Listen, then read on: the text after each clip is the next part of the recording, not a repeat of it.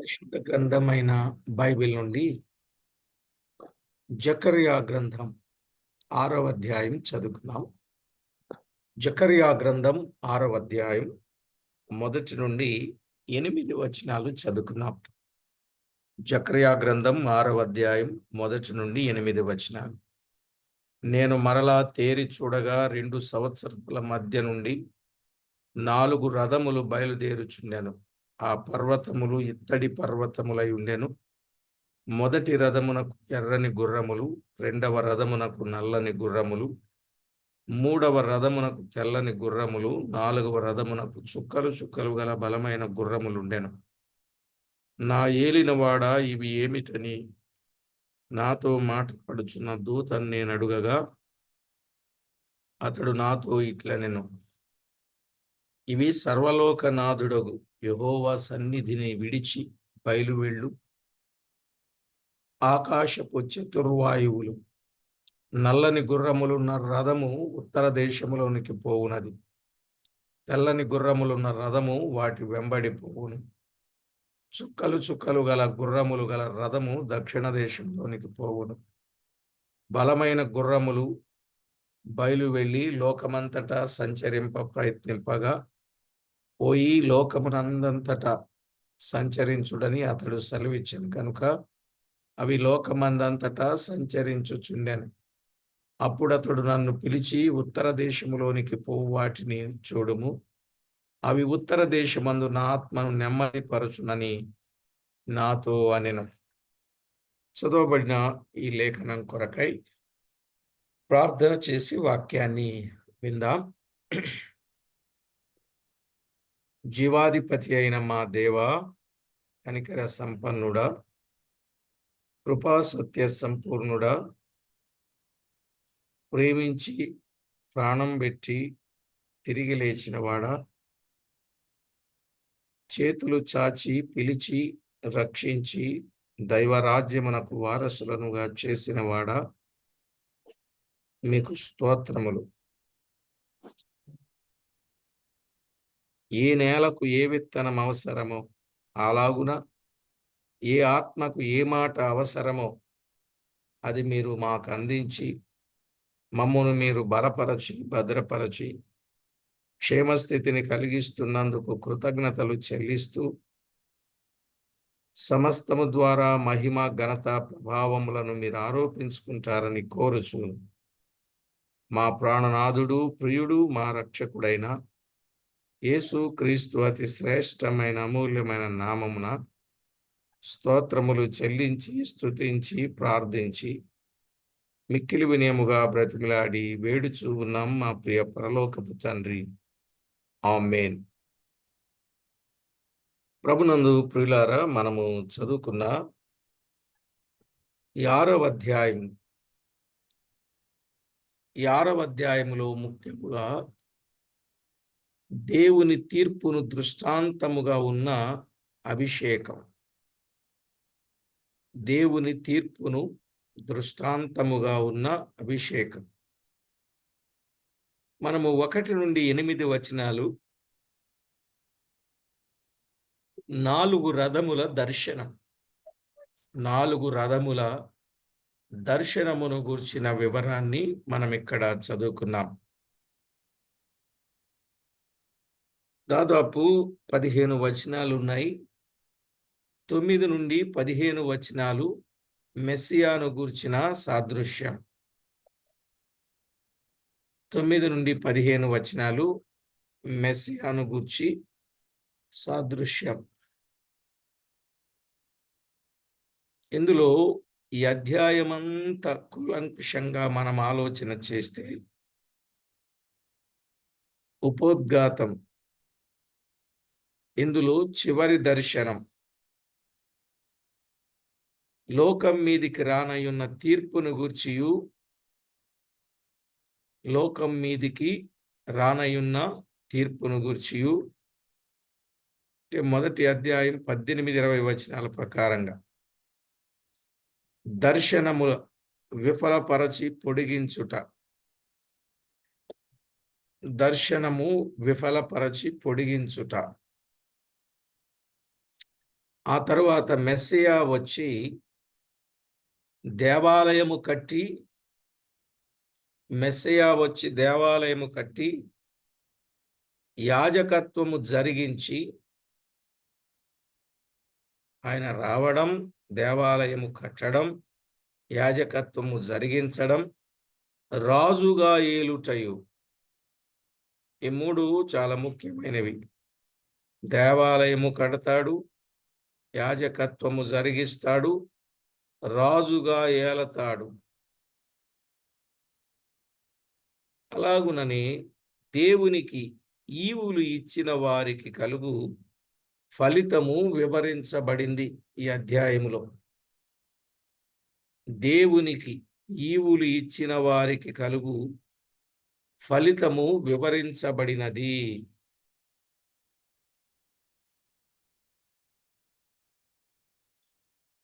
Right. మనం ఇప్పుడు 1 నుండి 8 వచనాల ధ్యానాన్ని గమనిస్తే 4 రథములు అని చదువుకున్నాం కదండి. ఇవి దేవుని తీర్పును సూచించుచున్నవి అని మనం ముందుగానే విన్నాం. ఇవి దేవుని తీర్పును సూచించుచు ఉన్నవి, దేవుని తీర్పును సూచించేవిగా ఉన్నాయి. అయితే వీటిని గూర్చి వరుసగా ధ్యానించడం ప్రయోజనం. ధ్యానం చేద్దామా, టూకీగా చెప్పుకెళ్ళిపోదామా? చెప్పండి. టూకీగా చెప్పుకెళ్ళిపోనా, ధ్యానం చేద్దామా? ధ్యానం చేద్దాం. ఓకే. అయితే అప్పుడప్పుడు మీరు గానం కూడా చేస్తూ ఉండాలి. ధ్యానానికి సంబంధించిన గానాలు. ధ్యానం. రైట్ అండి. ధ్యానం చేద్దాం. 1, ఇత్తడి పర్వతముల మధ్య నుండి బయలుదేరుచున్న రథములు అని మనము చూస్తున్నాం.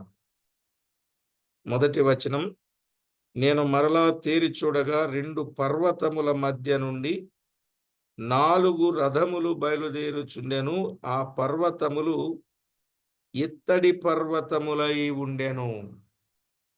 ఆ పర్వతములు ఇత్తడి పర్వతములై ఉండెను. అంటే ఇత్తడి పర్వతముల మధ్య నుండి బయలుదేరుచున్న రథములు. ఇత్తడి అనేది దేవుని తీర్పును సూచించుచు ఉన్నది. ఇత్తడి ఎక్కడ కనబడినా అది దేవుని సూచిస్తా ఉంది.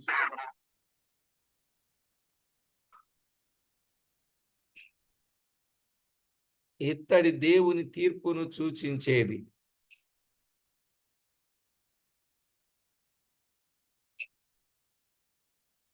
ఇక బంగారము, వెండి వీటిని గూర్చిన వివరాలు మనకు తెలుసు. బంగారము ప్రభు యొక్క రాజరకమును సూచిస్తే, వెండి విమోచనను సూచిస్తూ ఉంది, ఇత్తడి తీర్పును సూచిస్తూ ఉందని బహుశా మీ అందరికీ తెలిసినదే అనుకుంటున్నాను. సరే, ఇత్తడి దేవుని తీర్పును సూచిస్తుంది కదా. ఇక్కడ రథములున్నాయి. ఈ రథములు అనేవి వేగమును సూచించును. రథములు అనేవి వేగాన్ని సూచించేవి అని మనకు అర్థమవుతా ఉంది. అంటే దేవుని తీర్పులు శీఘ్రముగా రానయ్యున్నవి అని, త్వరగా రానయ్యున్న తీక్షణమైనవని ఇందులో మనకు అర్థమవుతుంది.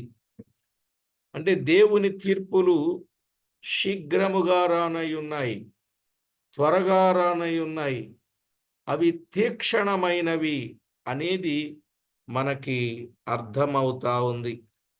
నిజమే, దేవుని తీర్పులు త్వరగా రానయ్యున్నవి. ప్రియులారా, దైవ లేఖనాలలో మనము ఆలోచన చేస్తే ఇక ఆలస్యమేమీ లేదన్నట్లుగా ఉన్నది. 98వ కీర్తన 8వ చరణంలో ఒక మాట ఉంది. 9వ చరణం, 98వ కీర్తన 9వ చరణంలో భూమికి తీర్పు తీర్చుటకై, నీతిని బట్టి లోకమునకు తీర్పు తీర్చుటకై, న్యాయమును బట్టి జనములకు తీర్పు తీర్చుటకై యెహోవా వేంచేసి ఉన్నాడు అన్నాడు కదా. భూమికి తీర్పు తీరుస్తాడు, లోకమునకు తీర్పు తీరుస్తాడు, జనములకు తీర్పు తీరుస్తాడు అని 3 పదాలు ఇక్కడ ఉన్నాయి. మీరు జాగ్రత్తగా గమనించండి. ఎవరెవరికి? భూమికి తీర్పు తీరుస్తాడు, లోకమునకు తీర్పు తీరుస్తాడు, జనములకు తీర్పు తీరుస్తాడు. ఎలా తీర్పు తీరుస్తాడు? నీతిని బట్టి తీర్పు, న్యాయమును బట్టి తీర్పు అని చెప్పాడు ఇక్కడ. చూసారా? నీతిని బట్టి తీర్పు, న్యాయమును బట్టి తీర్పు. ఆయన వేంచేసి ఉన్నాడు అనే మాట ఇక్కడ చూస్తున్నాం. మరి పర్వతములు దేవుని శక్తిని కూడా సూచించేవిగా మనం అర్థం చేసుకోవచ్చు. దేవుని శక్తిని సూచించేవిగా కూడా వీటిని మనము ఆలోచన చేయొచ్చు. నిజమే, దేవుని తీర్పులు శక్తివంతమైనవి, న్యాయమైనవి, క్రమబద్ధమైనవి. అవునండి, దేవుని తీర్పులు ఎలాంటివి? శక్తివంతమైనవి, న్యాయమైనవి, క్రమబద్ధమైనవి అన్నాడు. ప్రకటన గ్రంథం 16వ అధ్యాయం 7వ వచనాన్ని చదివితే, అందుకు అవును ప్రభువా, దేవా, సర్వాధికారి, నీ తీర్పులు సత్యములను న్యాయములనై ఉన్నవని బలిపీఠము చెప్పుట వింటిని. ఆయన తీర్పులు న్యాయములు సత్యములు అని దేవుని వాక్యం తేటగా చెప్తా ఉంది. మరి పర్వతము దేవుని సన్నిధిని కూడా సూచించేదిగా ఉన్నది. పర్వతము దేవుని సన్నిధిని సూచించేదిగా కూడా మనము చూడవచ్చు. 68 కీర్తన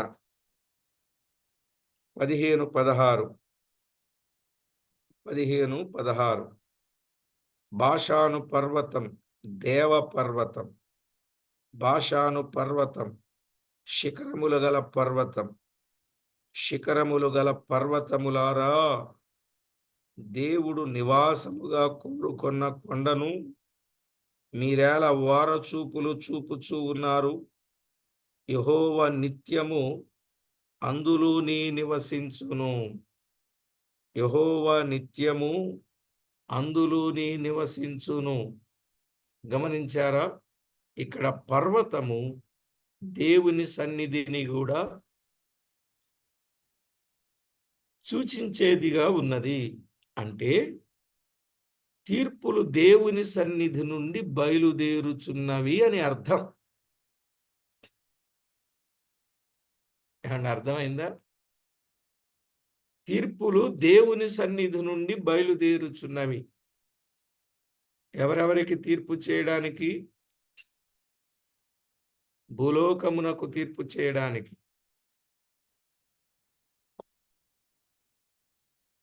లోకానికి తీర్పు చేయడానికి, జనములకు తీర్పు చేయడానికి అన్నాడు. కనుక జకర్యా గ్రంథం 6వ అధ్యాయం 5వ వచనంలో ఆ భావమే కనబడుతుంది. 6:5 అతడు నాతో ఇట్లనెను, సర్వలోకనాథుడగు యెహోవా సన్నిధిని విడిచి బయలు వెళ్ళు ఆకాశపు చతుర్వాయువులు అన్నాడు. సర్వలోకనాథుడగు యెహోవా సన్నిధి విడిచి. ఇప్పుడు అర్థం సరిపోయిందండి. పర్వతములంటే యెహోవా సన్నిధి. ఇప్పుడు వాటిని విడిచి ఆయన బయలుదేరి ఉన్నాడు అనే మాట మనము చూస్తాం. లేక యెహోవా సన్నిధిని విడిచి బయలు వెళ్ళు ఆకాశపు చతుర్వాయువులు, చతుర్వాయువులు అన్నాడు. చతుర్వాయువులు ప్రియులారా,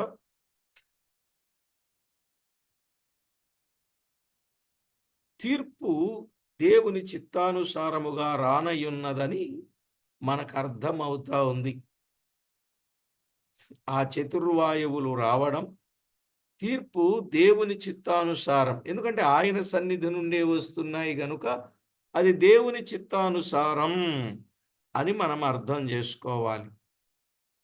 అవి లోకరాజ్యములన్నింటను, ఆ అన్నింటి మీదను రానయున్న తీర్పు ఏదో ఒక్కరికి ఇద్దరికి కాదు, లోకమంతటి మీదికి రానయున్న తీర్పు అని మనకు అర్థమవుతుంది.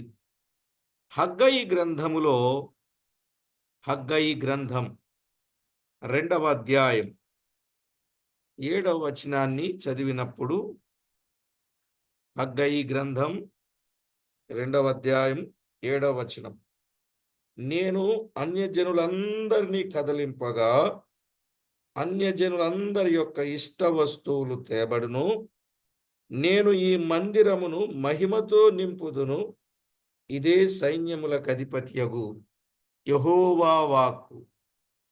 ఈ వచనములో ఉన్నట్లు ఆయన అన్యజనులందరినీ కదలించనయున్నారు అని జకర్యా చెప్పుతా ఉన్నాడు. అన్యజనులందరినీ కదలిస్తాడు.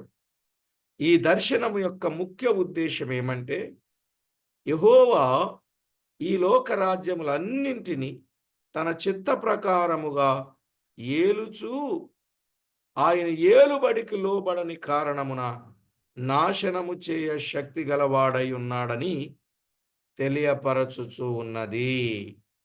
అర్థమైందండి? దేవుని వాక్యములో చాలా స్పష్టంగా ఈ దర్శనం యొక్క ముఖ్యమైన ఉద్దేశం, యెహోవా ఈ లోకరాజ్యములన్నింటినీ తన చిత్తానుసారంగా ఏలుబడి చేస్తాడు.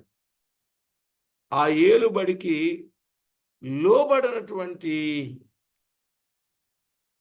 ఎవరినైనా వీటినైనా నాశనము చేయ శక్తి గలవాడుగా ఉన్నాడు అని చూస్తున్నాం.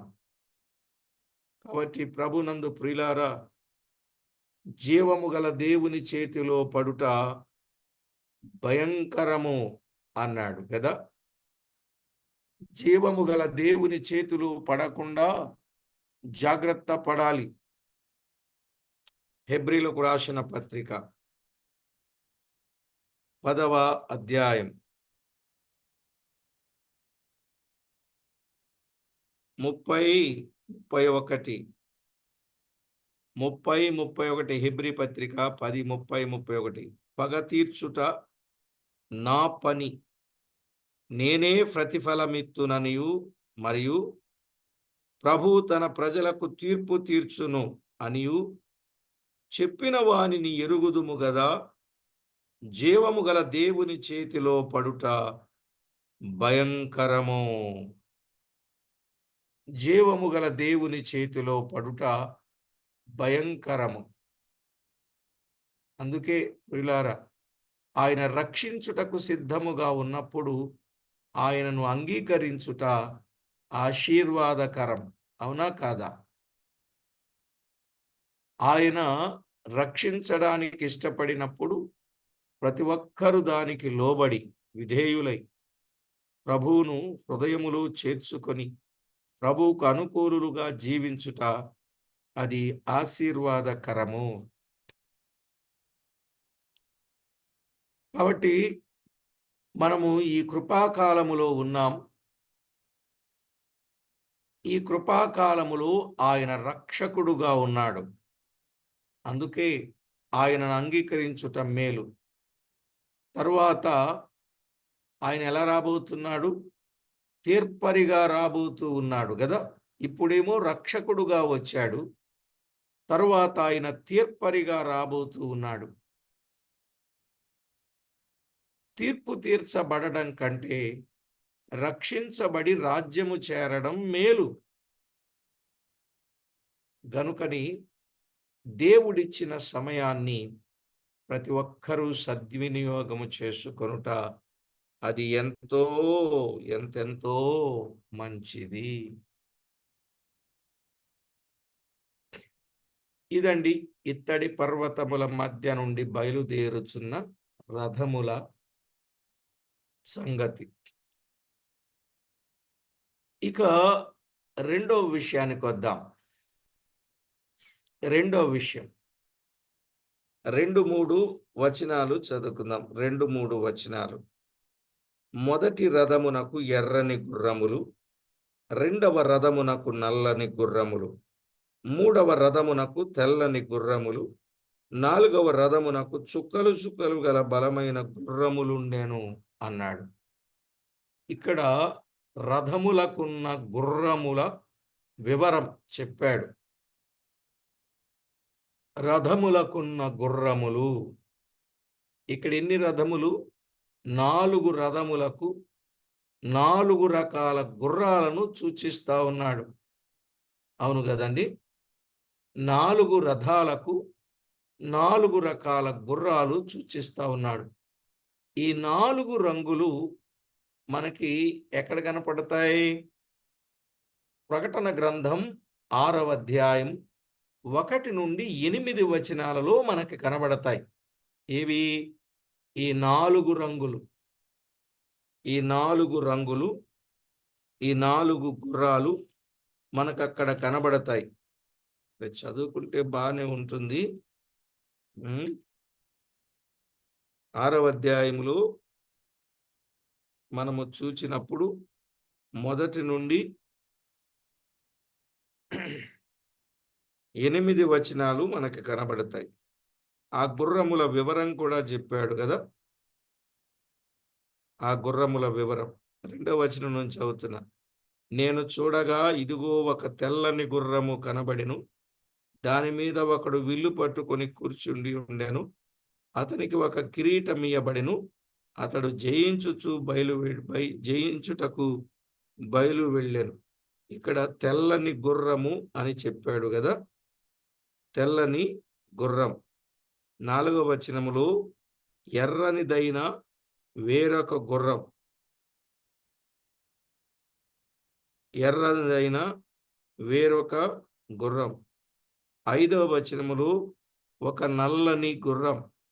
5వ వచనములో నల్లని గుర్రం. 8వ వచనంలో పాండూర వర్ణము గల ఒక గుర్రం అన్నాడు. అంటే తెల్లని గుర్రం, ఎర్రని గుర్రం, నల్లని గుర్రం, పాండూర వర్ణము గల గుర్రం. ఈ 4 గుర్రాలు ఇక్కడ కనపడుతున్నాయి. సరే ప్రియులారా, ఈ 8లో చెప్పబడిన వాటి యొక్క రంగులు ఒకే అర్థము కలిగి ఉండవచ్చు. ఎలాగంటే ఎర్రని గుర్రములు అపాయమును సూచించేది. ఎర్రని గుర్రం అపాయమును సూచించేది. అంటే యుద్ధములు, రక్తపాతమునకు గుర్తు. యుద్ధములు, రక్తపాతమునకు గుర్తు. నల్లని గుర్రములు కరువును చూపించును. నల్లని గుర్రాలు కరువును చూపిస్తూ ఉంటాయి. కరువు అలాగ ఎండిపోయి నలిపైపోయినట్టు అన్నమాట, తిండి లేక. విలాపవాక్యాలు 5:10 కానీ 4:9 కానీ మీరు చూడొచ్చు. ఇక తెల్లని గుర్రములు ఆయన తీర్పులు న్యాయమైనవని సూచించుచూ ఉన్నవి. తెల్లని గుర్రములు ఆయన తీర్పులు న్యాయమైనవి అనే దానిని సూచించేవిగా ఉన్నవి.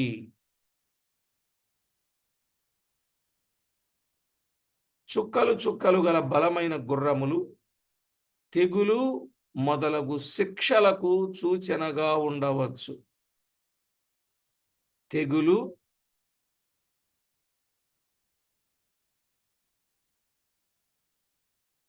మొదలగు శిక్షలకు సూచనగా ఉండవచ్చు. అర్థమైందండి?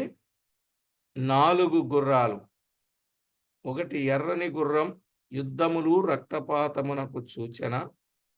2 నల్లని గుర్రం, కరువునకు సూచన. 3 తెల్లని గుర్రం, ఆయన తీర్పులు న్యాయమైనవని చెప్పుటకు సూచన. 4 చుక్కలు చుక్కలు గల బలమైన గుర్రం తెగులు మొదలగు శిక్షలకు సూచనగా ఉన్నది. ఈ 4వ వచనంలో, నా ఏలినవాడా ఇవి ఏమిటి అని నాతో మాట్లాడుచున్న దూతను నేనడుగగా, ఇవేమిటి అని నేను అడిగినప్పుడు దర్శనము వివరించు దూతను అడుగుచూ ఉన్నాడు. అప్పుడు దూత జవాబేం చెప్పాడు అనంటే, 5 నుండి చూచుచూ ఉన్నాం. 5 నుండి అతడు నాతో ఇట్లనెను, సర్వలోకనాథుడగు యెహోవా సన్నిధిని విడిచి బయలు వెళ్ళు ఆకాశపు చతుర్వాయువులు అని చెప్పాడు కదా. ఆయన సర్వలోకనాథుడు, నిజమే. ఆయనను గూర్చిన వివరాలు చాలా తేటగా వ్రాయబడ్డాయి. జకర్యా గ్రంథం 4వ అధ్యాయం 14వ వచనంలో ఏమనుంది? జకర్యా గ్రంథం 4వ అధ్యాయం 14వ వచనం, అతడు వీరిద్దరూ సర్వలోకనాథుడగు యెహోవా యొద్ద నిలువబడు తైలము పోయువారై ఉన్నారు అన్నాడు.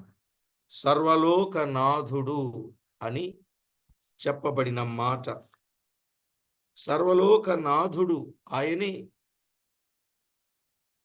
మీకా గ్రంథం 4వ అధ్యాయం 13వ వచనం చివరి భాగంలో చూడండి. వారి ఆస్తిని సర్వలోకనాథునికి ప్రతిష్ఠించుదురు. సర్వలోకనాథునికి వారి ఆస్తిని ప్రతిష్ఠించుదురు అని చెప్పాడు. ఆయన సర్వలోక నాథుడు. 97వ కీర్తన 5వ చరణంలో కూడా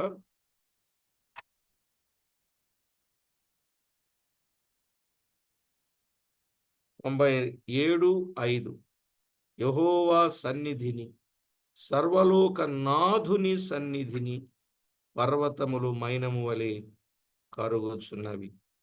సర్వలోక నాథుడు ఆయనే. ఇలాగున ఆయా సందర్భాల్లో చెప్పబడిన సంగతులు మనము చూస్తున్నాం. ఆయన సన్నిధి నుండి బయలు వెళ్ళు ఆకాశపు చతుర్వాయువులు, అంటే సర్వలోకనాథుని సన్నిధి నుండి బయలు వెళ్ళు ఆకాశపు చతుర్వాయువులు. ఈ మాట మనము గమనించాలి, ఎందుకంటే ఇది గమనించదగినది. ఈ 4 విషయాలు మనము, ఈ 4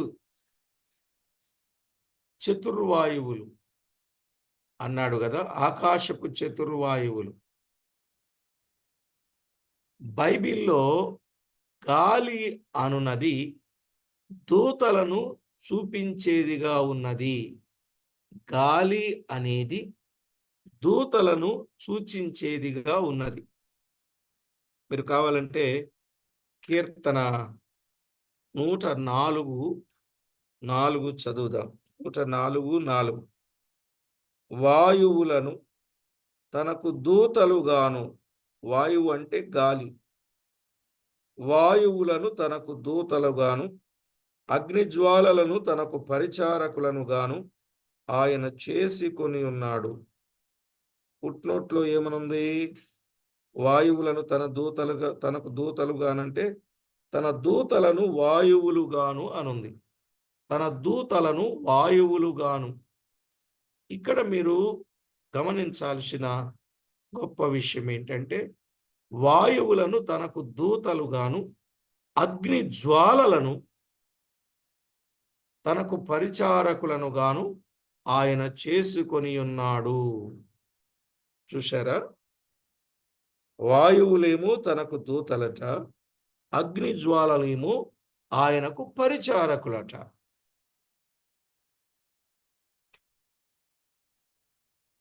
చూశారా ఎంత శక్తి కలిగిన వాడుగా ఉన్నాడు? 148వ కీర్తన 8లో ఏమంటాడు? అగ్ని వడగండ్లారా, హిమమా, ఆవిరి, ఆయన ఆజ్ఞను నెరవేర్చు తుఫాను అన్నాడు. ఆయన ఆజ్ఞను నెరవేర్చు తుఫాను.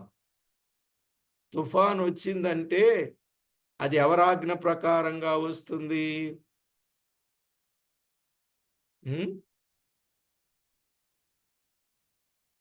తుఫాను వస్తే అది ఆయన ఆజ్ఞ ప్రకారంగా.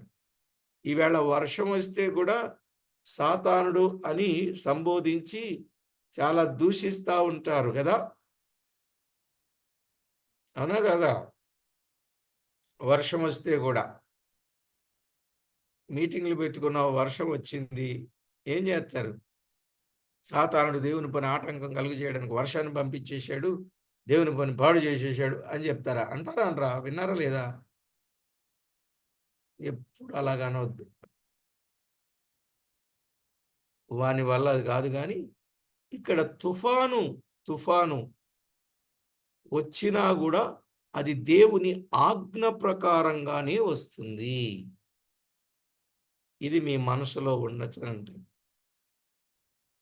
తుఫానైనా అది దేవుని సెలవు చేతనే వస్తుంది అనేది గుర్తుపెట్టుకుందాం.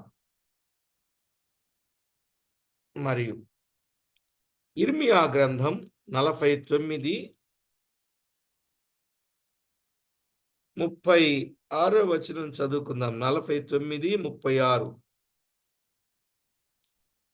49:36 ఏమన్నాడు? నలుదిశల నుండి 4 వాయువులను ఏలాము మీదికి రప్పించి, నలుదిక్కుల నుండి వచ్చు వాయువుల వెంట వారిని చెదరగొట్టుదును. వెలివేయబడిన ఏలాము వారు ప్రవేశింపని దేశమేదియూ నుండదు అన్నాడు. ఇక్కడ అర్థమైందా? నలుదిశల నుండి 4 వాయువులను రప్పిస్తా.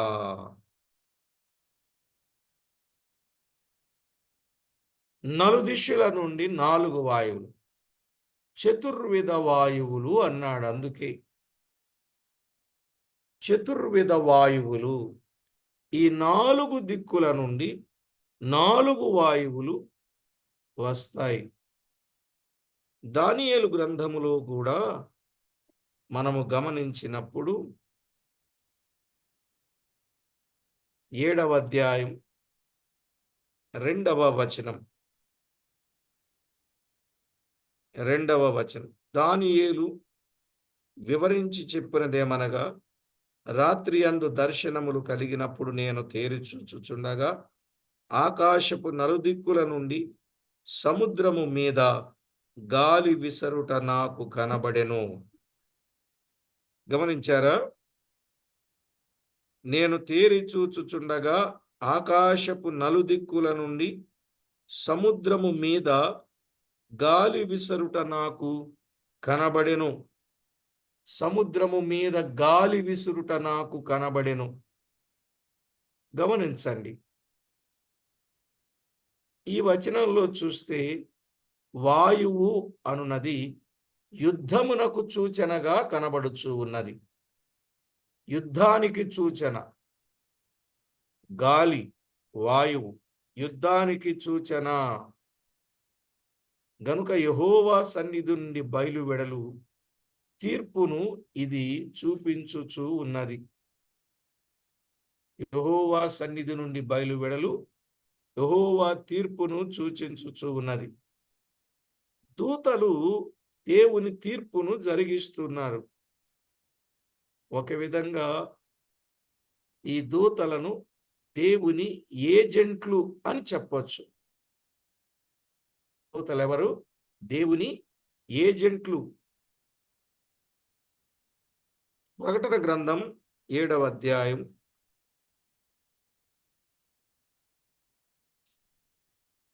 1వ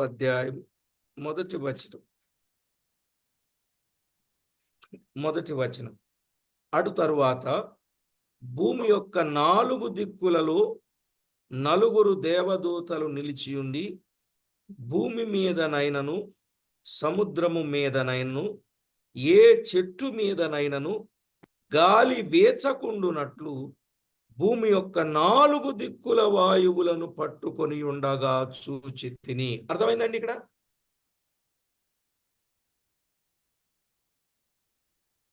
ఈ 4 వాయువులు 4 దూతలు. ఇందాక చెప్పాం, వాయువులను తనకు దూతలుగాను చెప్పుకున్నామా 104:4లో. ఇప్పుడు వారు ఏం చేస్తారు? మనం చదువుకున్నట్లుగా వాయువు అనేది యుద్ధానికి సూచనని దానియేలు గ్రంథంలో విన్నాం. అంటే యెహోవా సన్నిధి నుండి బయలువెడలు తీర్పును సూచించేదిగా ఉన్నది. దూతలు దేవుని తీర్పును జరిగిస్తూ ఉన్నారు. ఇక్కడ మనం చూసినట్లయితే ఈ భూమి యొక్క 4 దిక్కులలో 4 దేవదూతలు నిలిచి ఉండి భూమి మీద గాని సముద్రము మీద గాని ఏ చెట్టు మీద గాని గాలి వేచకుండునట్లు భూమి యొక్క 4 దిక్కుల వాయువులను పట్టుకొనగా. వాయువులను పట్టుకున్నారు దూతలు. గాలి లేకుండా చేశారని అర్థం. 9వ అధ్యాయం ప్రకటన గ్రంథం 13, 14 వచనాలు. 13, 14 వచనాలు.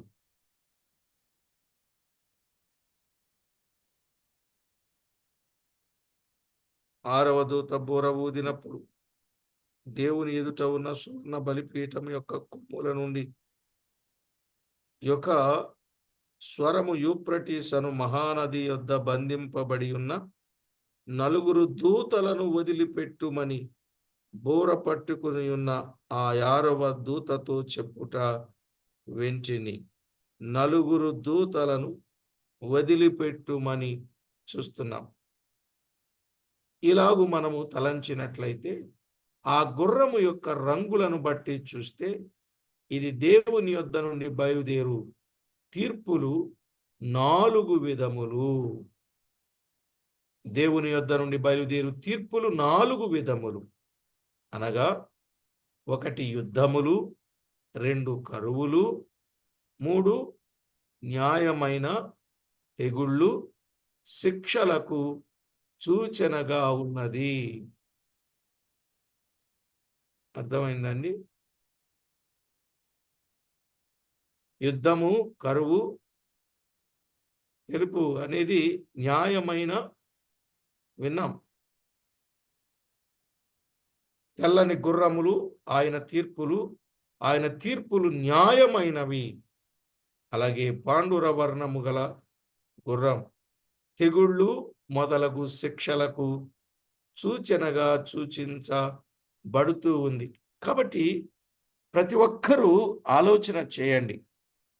రేపు దేవుని తీర్పులు సంభవింపనై ఉంటూ ఉండగా ఆ తీర్పులు నిలువబడకుండా ఉండునట్లు ప్రతి ఒక్కరూ ప్రార్థన చేయుట అది ఎంతైనా మంచిది, క్షేమదాయకం. మనము న్యాయ తీర్పు దగ్గరే నిలబడాలి తప్ప ధవళ సింహాసనపు తీర్పు దగ్గర ఏ ఒక్కరూ నిలువబడకుండా జాగ్రత్త పడవలసిన వారై ఉన్నారు. కాబట్టి ప్రభునందు ప్రియులారా, బైబిల్ గ్రంథంలో వ్రాయబడిన వాస్తవిక సత్యాలు ఒక్కొక్కటిగా మనము జ్ఞాపకం చేసుకోవాలి. ఇక తర్వాత 3వ మాట, అవి దేవుని సన్నిధి నుండి బయలుదేరుచున్నవి. ఆ మాట మనము తర్వాత పాఠంలో ధ్యానం చేద్దాం, ప్రార్థన చేసుకుందాం. ఈరోజు ఇత్తడి పర్వతముల మధ్య నుండి బయలుదేరుచున్న రథములు, దాని కొరకు మనం విన్నాం. 2వది రథములకున్న గుర్రములు, ఆ పాఠాన్ని మనం విన్నాం. తర్వాత సంగతులు, తర్వాత వర్తమానంలో విందాం, ప్రార్థన చేసుకుందాం. సర్వాధికారి, సర్వలోకనాథుడవైన మా ప్రభువా, మీకు స్తోత్రము చెల్లిస్తున్నాం. ఒకానొక దినాన మా ప్రభువా, మీ దివ్య లేఖనములో ఉన్న వాస్తవాల ప్రకారంగా మేము అనుభవించవలసింది అనుభవిస్తాం. అయితే మీరు ప్రేమించి మాకిచ్చిన అవకాశం ఆ తీర్పుల్లో నిలవబడకూడదని, ఆ శిక్షకు గురి కాకూడదని, ప్రేమించి లోకానికి వచ్చి ప్రాణం పెట్టి లేచి 2 చేతులు చాచి ఎన్నో ఏండ్లుగా పిలుస్తూ ఉండగా కొందరు చేరి వచ్చారు. మిగిలిన కొందరు చేరి రాల. మా ప్రభువా, ఎవరైతే చేరి వచ్చి మీ వాక్కులు విన్నారో రేపు వారి భవిష్యత్తు మేలుకరంగా, దీవెనకరంగా, ఆశీర్వాదకరంగా చేయండి. యుద్ధములు గాని, కరువులు గాని, తెగుళ్ళు గాని ఏ ఒక్కరికి లేకుండా మీ కృపాహస్తాలలో బలపరుస్తారని, తోడయుండి కాపాడుతారని కోరుచు మా ప్రాణనాథుడు, ప్రియుడు, మా రక్షకుడునైన యేసుక్రీస్తు అమూల్యమైన నామమున స్తోత్రము చెల్లించి, స్తుతించి, ప్రార్థించి, మిక్కిలి వినయముగా బ్రతిమలాడి వేడుచూ ఉన్నాం మా ప్రియ పరలోకపు తండ్రి. ఆమేన్.